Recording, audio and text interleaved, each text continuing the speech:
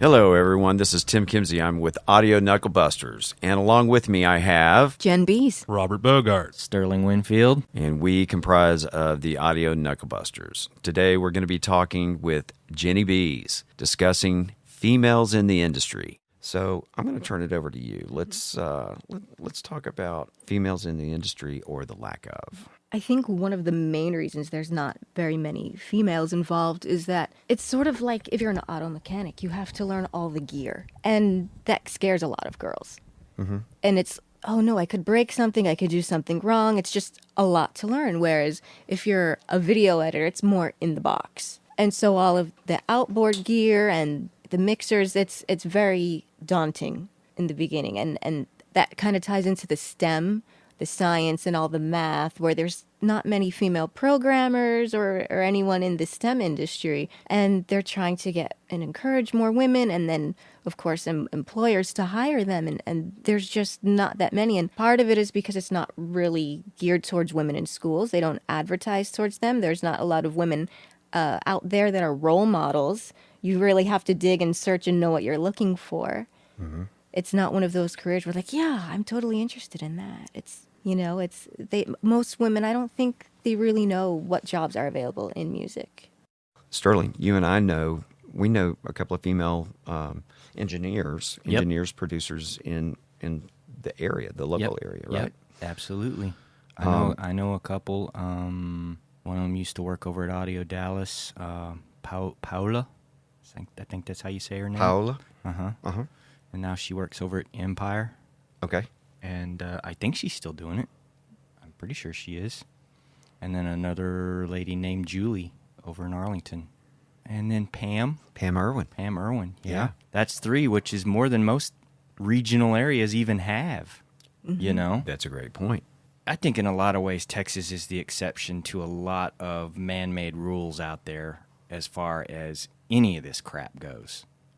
Even here where we've got 3 or 4 in just the general area, I don't see a whole lot of interest from ladies wanting to be an engineer or a producer. All I know is that when anyone, man or woman, wants this job bad enough, they'll grab it by the balls and take it and just go and kill it.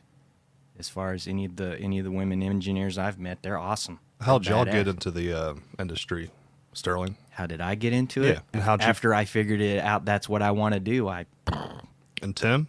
Same. I didn't know anything about it. I was told by another dude who was already in the industry, you find the place that you want to, if you want to call it intern, where you want to go to work, and you make yourself so available that eventually they have to let you in. And that's what I did. And for Jen, how'd you get in?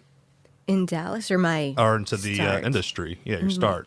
Pretty much just trying to figure out why my own music didn't sound polished and good. And I was like, why does mine not sound like this other piece of music? My music is balanced and my instruments, they sound how I want, but it doesn't have that sheen or finesse to it. And then I just kind of went down that rabbit hole, but it wasn't because anyone really encouraged me to do it, because I didn't know a whole lot of people that even did that at all. Do you feel like anything was stopping you from doing that?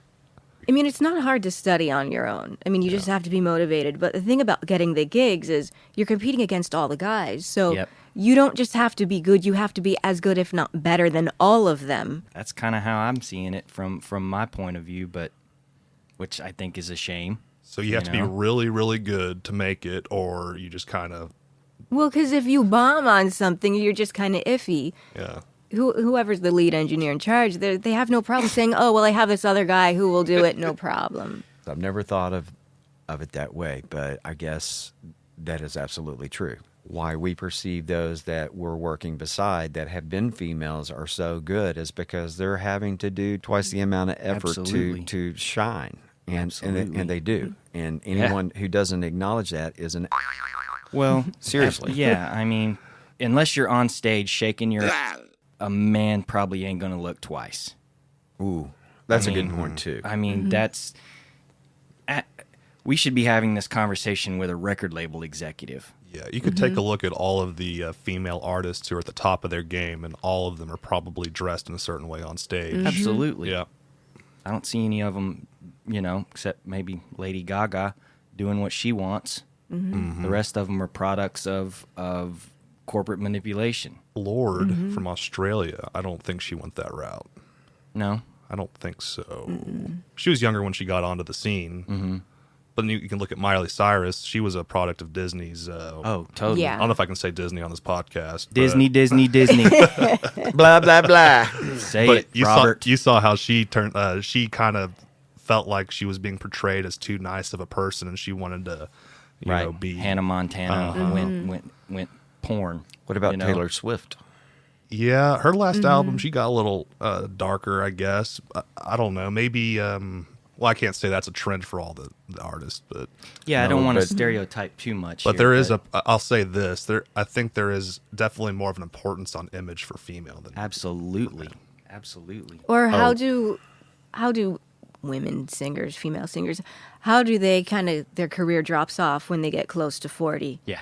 All right, Blondie and Garbage. That's why I'm wearing my Garbage shirt today. They're Hey. still kicking ass, right? Totally. And they're not taking any from anyone. Nope. And they're still doing amazing. But it's harder. Like now they're at a stage because they've worked so hard. They can do whatever they want now. Right. They've proved themselves. Right. They've been to the mountain. But it's not that way for all females. There are some great females that are singers and they're in their 50s and they're not really known, but they're still doing a great job. So Yeah. it's very biased as far as age and image. That- and I think- unfortunately. I think that's true for guys too. I think they have a shelf life as well, but I think the female shelf life is definitely shorter. That's another man-made thing. You Another know? great Yeah. point too. And you speak the truth when it comes to shelf life.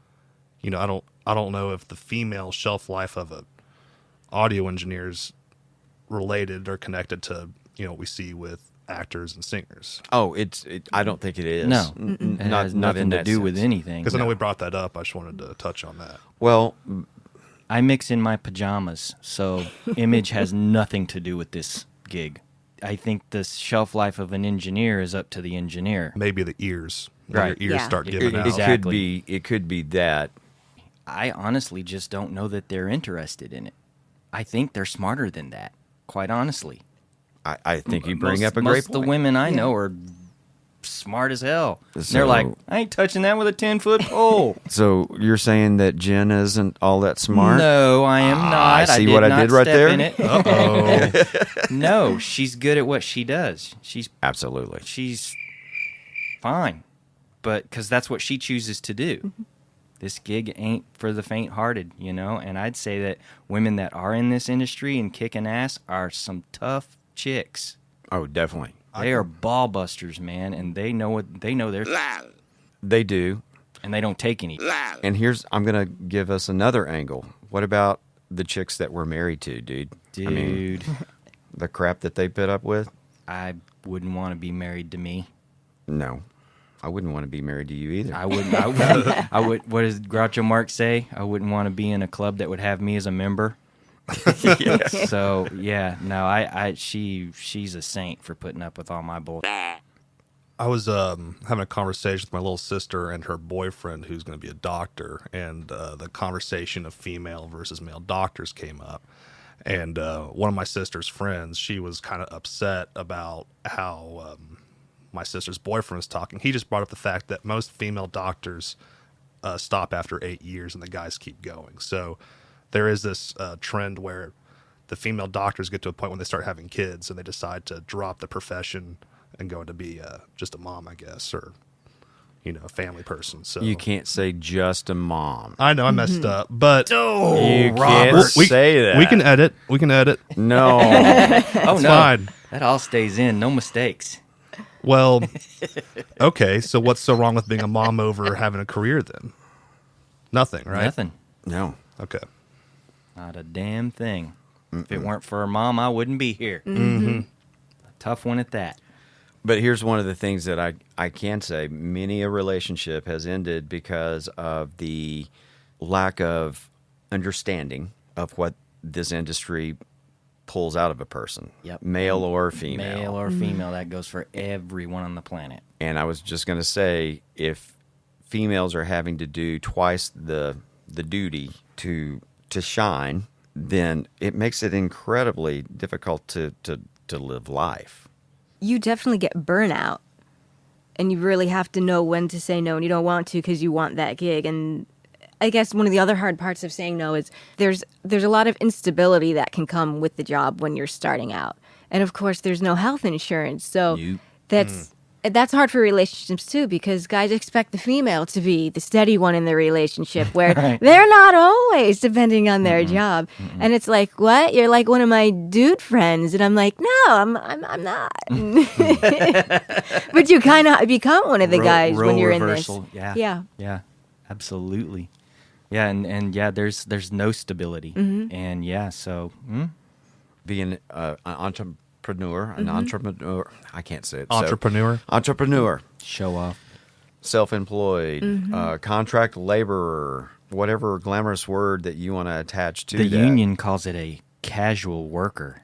Really? Yeah. Really? Yeah. We're casual? Yeah. All right. That's what I'm called when I can go to the relax theater. then. I'm casual. Casually there. But the whole thing about, especially as an independent engineer, writer, producer, musician, all that is attached to that, or lack of things that are attached to that. Such as, I know plenty of people who are in the corporate world doing what we do, but at the corporate level, that have that stability of they've got 40 hours a week. If they work overtime, they get paid that overtime. If they aren't feeling well and have to go to the doctor, well, you get PTO if you so choose. All of those things that are out there. Sure. So I'm going to chalk that up as another thing that might be possibly a deterrent for females that are thinking, They think there's not stability out there when there actually is. Is that what you're saying? no, I'm saying that there's really no stability out Period. there. Period. Yeah. Right. Yeah, I'm not touching Why that. why would I want to do that if there's no stability? Exactly. When I was in my 20s working in the studio, lack of females in the industry never crossed my mind. Me either. I just accepted it as This this is kind what of- guys do. This is what guys do. We're here to mix And- this. It's like being an engineering class at college. It's like, well, I think Tim and I both started off trying to be electrical engineers, and in physics classes and all that. It's the I same wasn't situation. trying. It's mostly guys, right? Mostly guys in the, I guess, what'd you call it earlier, the STEM? Or Yeah, the STEM Does that kind studies, of cover yeah. all that? Yeah. Yeah. Yeah. And also what Jen was saying resonates with me because I have two sisters, and growing up, my dad wasn't the type of guy to teach them how to do things. It's just, hey, Robert, can you go do this? Can you do that? And I find myself doing things for my sisters, and they still come to me asking me to do things and fix things. And turns out they could have done it themselves if we just taught them a younger Yeah. age. What's up with that, Dad? So I got put on the hook with no, but just joking. Well, my wife thinks I'm Mr. Fix whatever. If it breaks, yeah, get a hold of him. He'll fix it. And I'm trying to train her after, almost 30 years of being married now, that if it breaks, call somebody to come fix it, because I'm not going to be that guy. Jen, get over there and help him. Do you find yourself intimidated in any form or fashion by equipment? Not anymore. It's a bit intimidating it was intimidating when I started a little bit because, you're competing against people who've worked on SSL channels, and I'm like, nowhere near that, and it's not easy for a lot of people to get that experience nowadays anyway. Tim has that pretty good story. Was it Stan Lynch and Don Henley's back house? Yep. Oh, doing all the shortcuts? Oh, yeah. And I'm not complaining about this. They just brought it to my attention this morning. Maybe that's why it's fresh on my mind. Right. And then, of course, with Jen saying, maybe being in the environment for females could be intimidating when you look at equipment. For me, when I look at a control surface, first of all, I don't know what necessarily all of those buttons are going to do on that Right. control surface without sitting down for a day. Right. Right. Organizing myself, so on and so forth. We had the same control surface at the school as what Henley had in his house. right. And basically when I walked in, I'm going, this is going to be a great place to set my laptop. Exactly. You know? Yeah. You gave this to me, Yeah, I did. and I haven't used it in like 2 years. Yeah. Because it spazzes out and it does weird, and I'm like, I'm done with that. And you can see my keyboard and my mouse sitting on top of it. Mm-hmm. Isn't that ironic? Mm-hmm. You know, that's how I work. Shortcuts. My biggest complaint with control surfaces is like you'd want it to be able to just sit at the control surface, do all your editing, control your plugins and everything, but half the time you're spending time having to configure the control surface to work correctly with whatever plugin you wanted to use. And That too. I don't think it's a good It's workflow. not. It's some of it's not intimidation. It's just flat out workflow. Mm-hmm. You know, just I don't want to mess with that right now. Mm-hmm. And when I'm not messing with this, I want to be with my family or whatever. You know. Mm-hmm. But I would say for any aspiring female engineers that are out there, that most of that intimidation will pass. It will go. It will go right out the window, and the next big hurdle is going to be the dude in front of you and just the psychology of the situation, whatever that situation may be. That's the biggest hurdle of any session. I think so.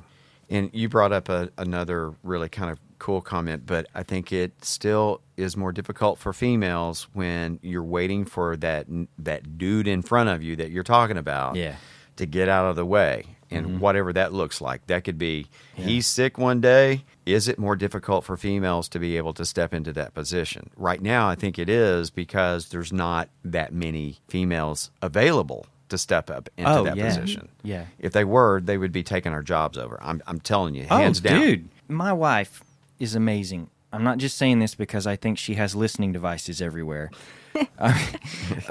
She is one of those people that you literally hand her anything and she just adapts immediately and then does it better than the dude in front of her. And she's done it Cool. time and time again at her work. She works for a major bank.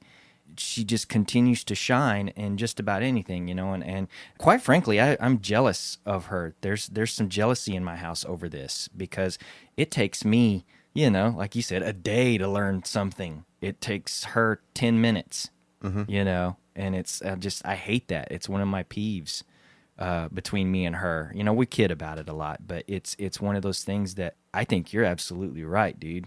If they chose to do what we do for a living, we'd be out of a gig, man. Pretty much, I feel so. And even speaking on the scientific front, in the physical realm of things, I know this for a fact that female hearing, they hear higher frequency in greater detail than men. Yeah. Period. I've read that. Yeah. That's a scientific fact. Yeah, I've read it. That reminds me of how like they say women shooters are better at accuracy, like in gun Target competition. shooting or bow hunting or anything like that. Sure, I believe it. Because of the nerves or the Dude, they have Yeah. immense concentration skills. By the way, we're talking in third party, like we don't have a female in front of us. Jen, what do you think? She's man? not as far as I know, she's not a target shooter. So You know, I went She once. might be. I went once or twice, and I was told I was a real Annie Oakley. So Hey, that's good. Yeah. That's a compliment. that was really fun, though. That's good. Yeah, as far as hearing well, yeah, I have kind of super sensitive hearing, and it's great for mixing, and it's really bad for if you're living in a place that's too noisy, or Right. you're in a movie theater and you're like, this is a great movie. Oh no, this is terrible now. All the little bags and stuff. Yeah, And people eating candy behind you. It's- It drives my wife crazy. Yeah, it's distracting. It's a little overwhelming at times. She actually has a condition called misophonia, which is hypersensitivity to high-end noises. Wow. And What's it called? Misophonia. Misophonia. And it's a real thing. Her sister has it really bad too, to the point where I had to buy her noise canceling headphones for work. Wow. Because she's like in a cubicle farm, and the people all around her just always eating snacks and stuff and smacking their gum, and it drives her nuts. Is she a light sleeper? No, actually, she fell asleep once at a rigor mortis show. Wow. So I know that because I was there with a friend, and I turned around and she was asleep. You sure she wasn't bored? That she was very tired, very bored. She worked very long days, but yeah, I don't know how you'd be bored at a rigor mortis. I know concert, it's but- hard to imagine, but yeah. But no, she's actually a pretty pretty heavy sleeper for the most part, but if something happens here in the house like that's high-endy, like the dog whining or one of the cats in the middle of the night going crazy, she's up like that. Wow. Like immediately. So Are you that way, Jen? Not to that extent, but yeah, I'm pretty sensitive with my hearing. But it's not just as I've been mixing in my ears, I've been getting more refined. It's really kind of been that way since I was a kid. I have this one memory of we're walking up to the church on a Sunday morning, and we're like maybe 10 feet away, and I'm like, oh, the choir's practicing. The doors are closed. And my parents are like, no, how do you know? Like, I was like, I can hear them. And then they open the door and full blast the choir is, and no one else heard it around me. I don't know why. I think we're meant to do this from very early ages. I was like that. I know Tim was, and you probably were. Just you could hear things, just pick things out of a cacophony or whatever it was. It's really interesting to me because when I ride in the car with my wife and my kids too, except for one. She's the rocker out of the bunch. Kind of gave it away as to who it is, but my wife will not allow us to listen to the radio in the car at much more than a whisper. Really? Yeah, that just goes so against my grain from where I came from. And however, I'm the kind of guy when there's a rattle or something going on in the vehicle that I know is something rubbing up against something or this or that. Robert, you've probably experienced this a time or two with me. It's like, we've got to find that and eliminate it. Yep. For your sanity. We're not moving forward until this stops. And my wife could be in the same vehicle and she'll see me reaching for something to see if it's, What are you doing? And it's, what are you doing? It's like, I'm finding the noise. I don't hear what you're talking about. OCD. But I'm telling you, light sleeper around our house, we have to close the doors. She has to put pillows over her head and everything. All right. Because, I mean, she hears it. And she goes, it doesn't matter how quiet you try to be. I hear everything.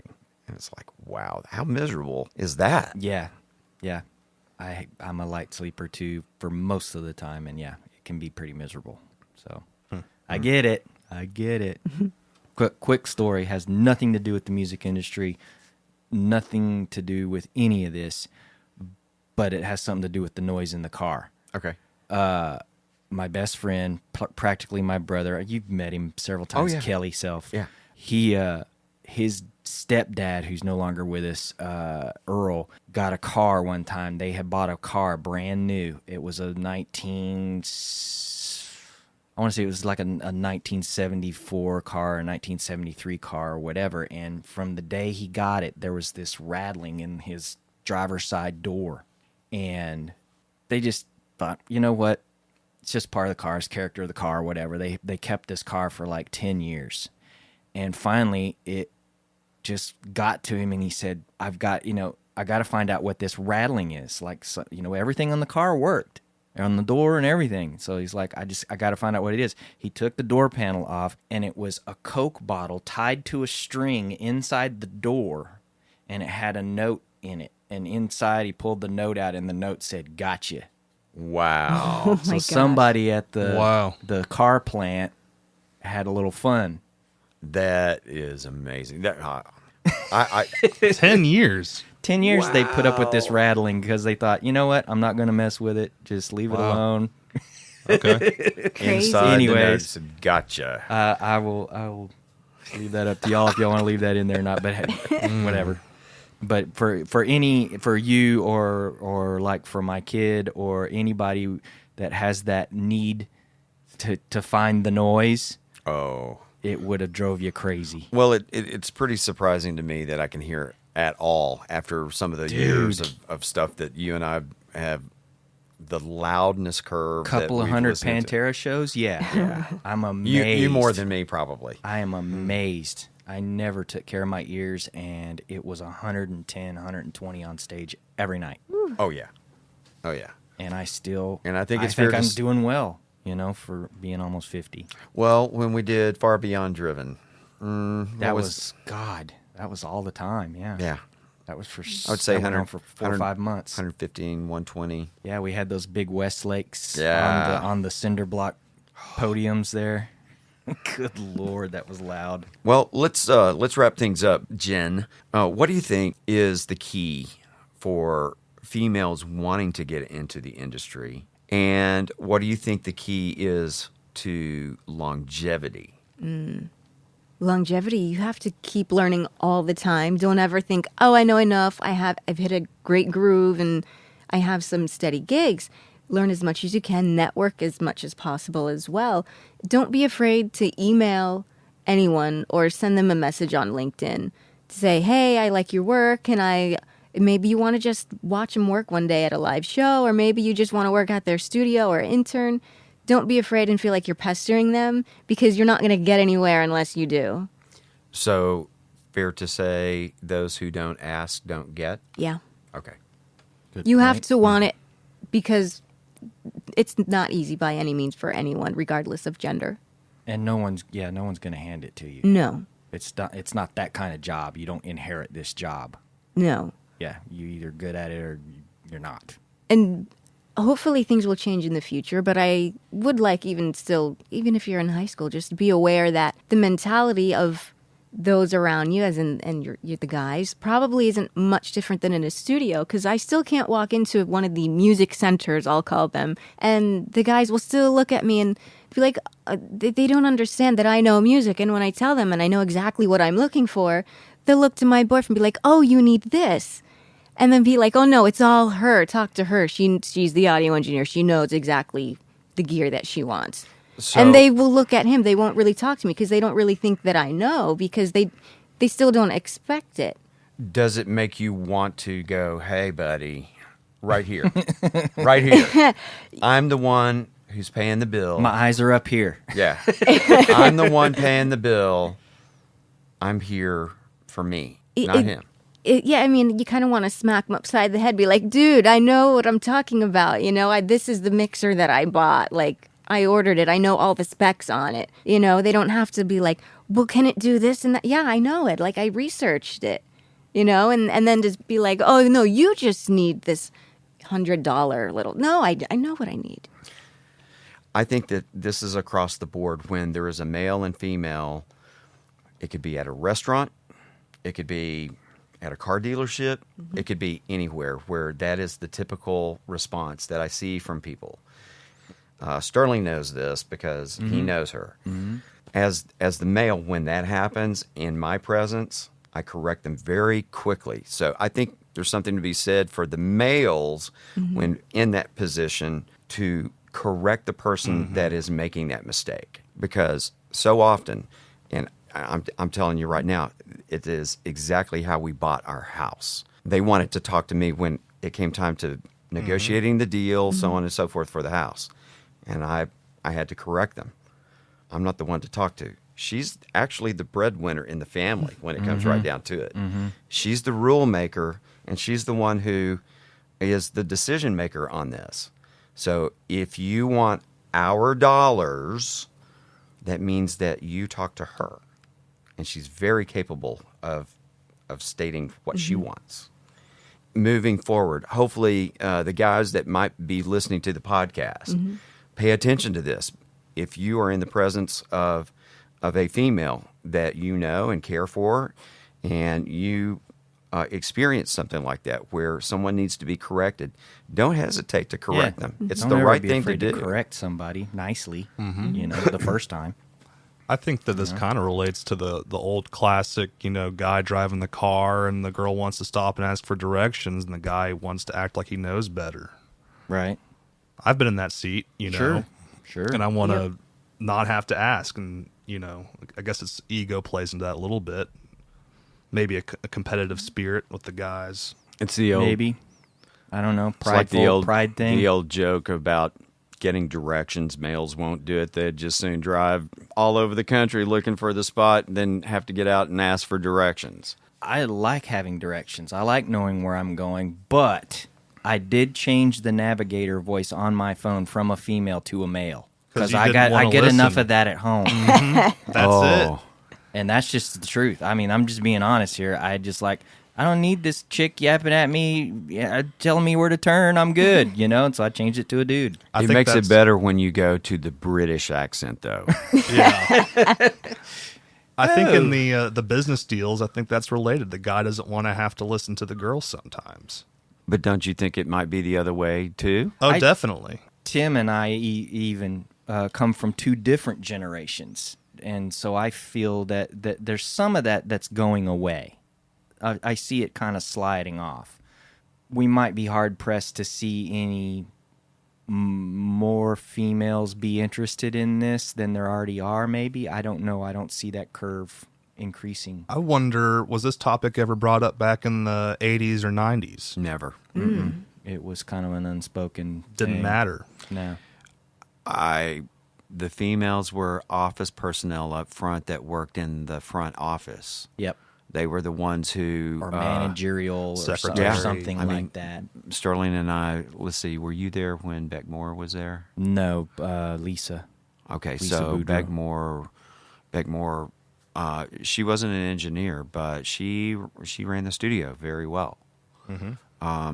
We kind of called her Dallas Sound Mom back in the days because she took care of everybody. Another great example of a female who was in managerial position but took excellent care of the guys back in the studios. This mother figure kind of going, hey, when guys. there's a female running the show, it feels like there's love involved. When People there's are a taken man care of. running the show, you're like, he's the dude in charge. He's the manager. Yeah. He's the bro. He's the man. And when a lady's running it, it's you feel the love. What can I say? It's mom. That's great. That's in the a vibe I studio. get. You Yeah. want to be taken care of, have some hot tea or whatever. It's great. No, I think that's the difference. Honestly. I think it could be.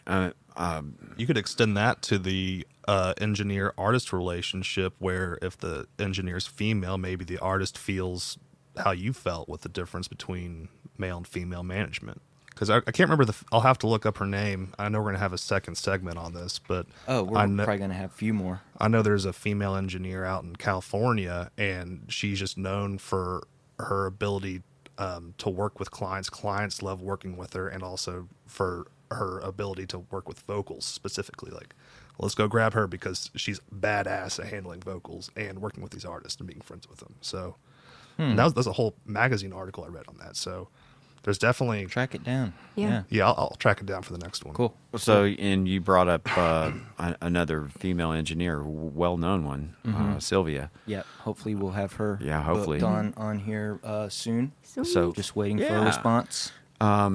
yeah, once her name was kind of brought up and kind of started looking into some of the stuff that she's got out there. What is really cool about her is she kind of wants to be treated like the boys. She gets in there, rolls up her sleeves, and has fun with it. Yeah. No. So this is just me. I was raised to respect women, and I don't see anything wrong with that. Opening the doors for females, so on and so forth. That would be anywhere, anytime, any place. When it comes to the work side of things, I've never really thought any differently about working side by side. Would you say that things were ever weird between you and me? No, in we fact- worked really well together. Oh, I thought. love working with you. And a part of it has to do with just this mutual respect that hopefully we have for one another. Absolutely. And my perspective on it is I just don't sometimes understand why the male role in the industry has to feel dominant over the females. I don't. I don't either. I don't understand it either. I don't It's think kind of I've a silly felt thing. that. Have y'all seen that though? Oh yeah, I've seen it. totally, Yeah. totally. So you've experienced a lot of pushback as far as bringing female engineers and producers in. I wouldn't say a lot, but I'm not. I It just doesn't come up that often. But when it has in the past, I've seen. Nah, she won't understand what we're about. Oh, That- so they don't yeah. think that women are as capable in that. that they won't be on the same page. Okay. That kind of thing. They won't be. We won't be able to relax and be ourselves. Oh, which 'cause is they basically kind of- a bunch of supervised children. when it comes down to it. Because it's like really. someone crashing the party. Exactly. Yeah. Never thought of that. Yeah. Which, when you get a bunch of guys in a room and they're going to be guys, it's going to smell like feet and farts. The little rascals. Exactly. And then you bring a woman into that and they all feel like they got to straighten Behave. up a little bit and behave, or mom's going to get onto them. And sure, there's a lot of that. Quite personally, I think we could use a little more of that. Hell yeah. My mom straightened my I'm ass just out. saying. Yeah. Boy. But I think one of the things that a point that I would like to make is, and I actually stole this from Morgan Freeman, and what's the best way to bridge a gap between people that are different or stop focusing on the differences between people? And he said, stop talking about them. Yeah. It's that simple. Keep it simple, If you want to avoid the differences and all that, stop talking about it. Just do your gig. Do your job.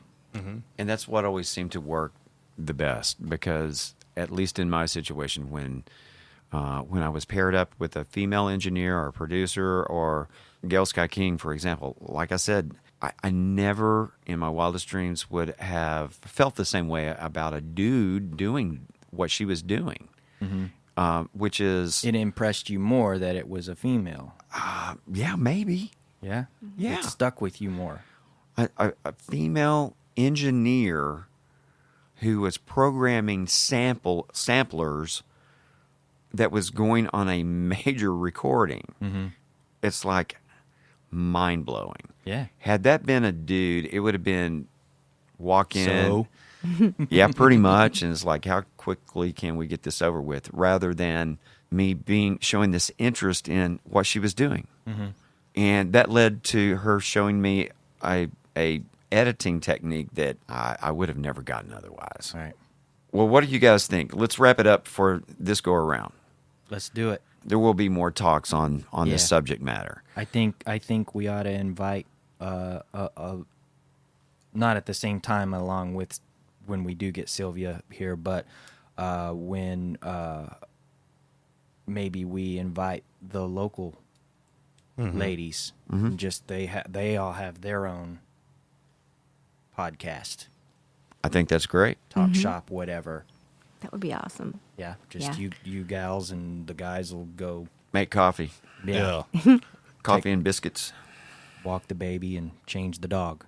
Yep. I think that's a pretty good plan, because there's obviously lots that are going on with the movement with females in the industry. That even goes back to the Grammy Awards, where we have the president of NARIS, who got himself into some pretty hot water over a comment that was made. Right, wrong, or indifferent. The comment was made, the damage is done, and we've got a lot of ladies out there who are going, hey, we've been here all along. Yeah, You guys aren't paying attention.